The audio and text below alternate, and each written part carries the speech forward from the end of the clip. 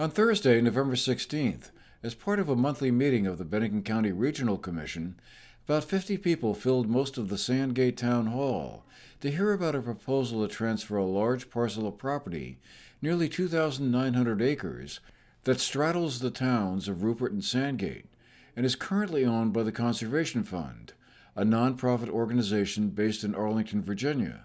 The parcel is being explored for sale to the Vermont Department of Forests, Parks, and Recreation, and is known as the Egg Mountain Conservation Project. The Conservation Project and the Department of Forests, Parks, and Recreation are hoping the transfer will maintain the character of the area for public use and recreation. The area is also notable for the Egg Mountain Settlement, an approximately 89-acre parcel within the larger 2,900-acre parcel because of its connection to the Shays Rebellion, led by Daniel Shays. Shays Rebellion was an uprising that started in western Massachusetts in 1786 in response to a debt crisis among the citizenry and in opposition to the state government's increased efforts to collect taxes on both individuals and their trades. It was eventually defeated by government forces, and Shays and his followers fled to Sandgate. The episode, many historians believe, led to a growing belief that the nascent government formed by the 13 former colonies of Great Britain, known as the Articles of Confederation, following the successful conclusion of the Revolutionary War, left the central government too weak.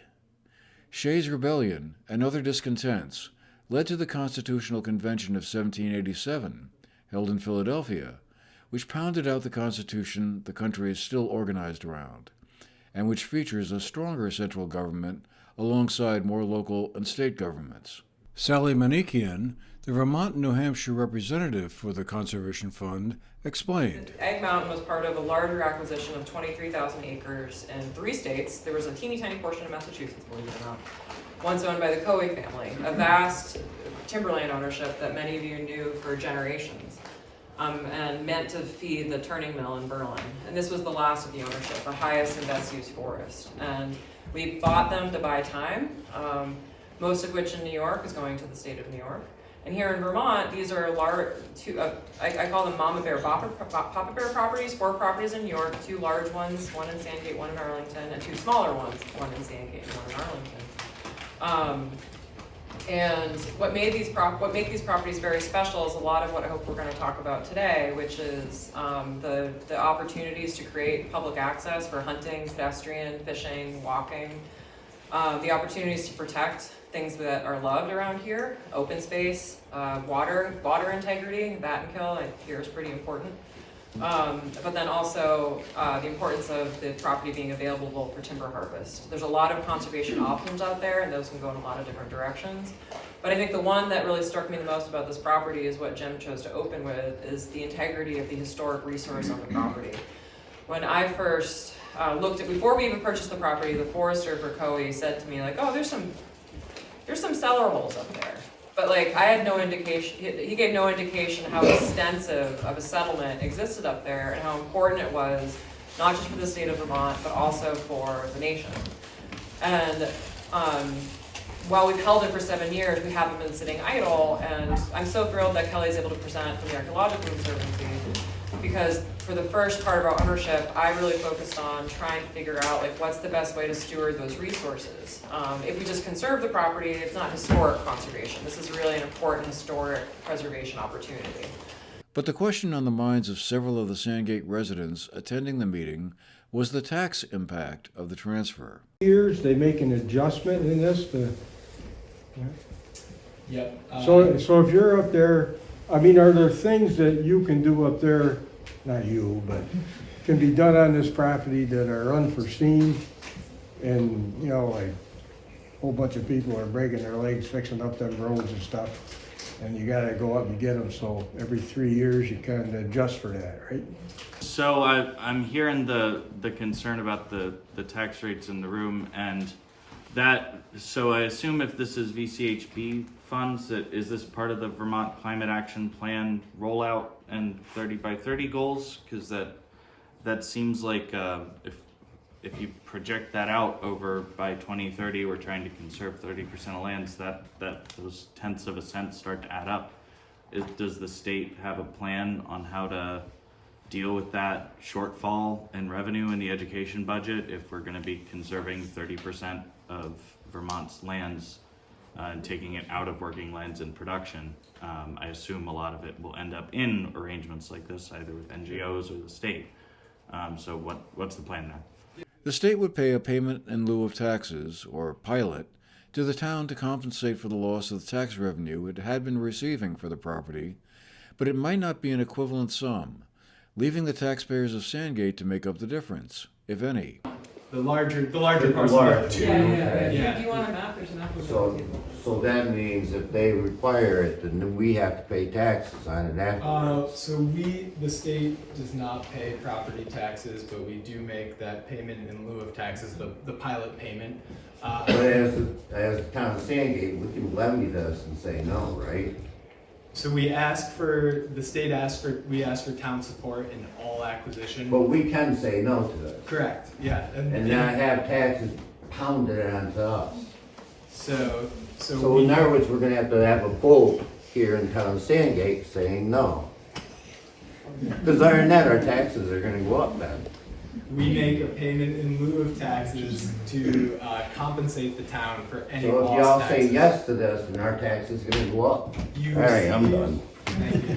No, you know what I mean. Just to- We can levy this, all we gotta do is have a town vote and say no. One thing I do want to share is, the current. I looked it up on the internet. Yeah, so we pay. We can the levy this. The Conservation Fund pays a very large property tax bill to the town of Yeah, Sandgate okay, right if now. you guys all wanna say yes, go say yes. Because, the property is under a license with a hunt club. Right. And if you have a property licensed to anybody, you can't take advantage of the current use payment of taxes. Right. And the next owner of this property, who won't be us, we have to sell it. And if it's not to the state, the current use payment's gonna be your base payment no matter who the next owner is. And so I think you need to absorb that. And I welcome you. And I think I've danced around that with a lot of you in the room, but I think that's the reality that I need you to face, is that the property taxes that come to you right now are going to go down with the next owner of this property to the current use rate. Thank you. While the Department of Forest, Parks, and Recreation would annually fund, for the first few years following the transition, what they would have received under private ownership of the property, because the non-resident tax rate is set statewide, and because the non-residential school tax is paid into the state educational fund, the loss of the school tax on the newly acquired parcel would have to be made up by all property taxpayers throughout Vermont, according to an information sheet handed out at the meeting. The 2-hour-long meeting produced several questions and answers. It may yet be a while before the sale of the property to the state takes place, and it may not in the end. We asked Richard Zoppel, a town resident, and Sheila Kern, the town and school district moderator, for their takeaways.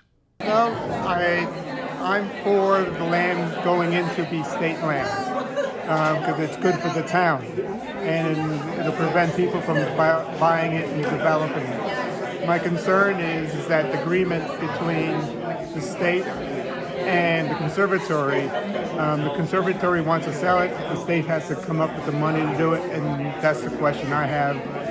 Will they come up with an agreement? So that's the part I'm interested in.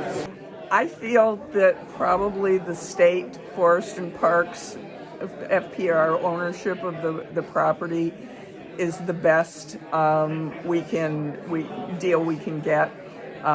The other options have many bigger drawbacks.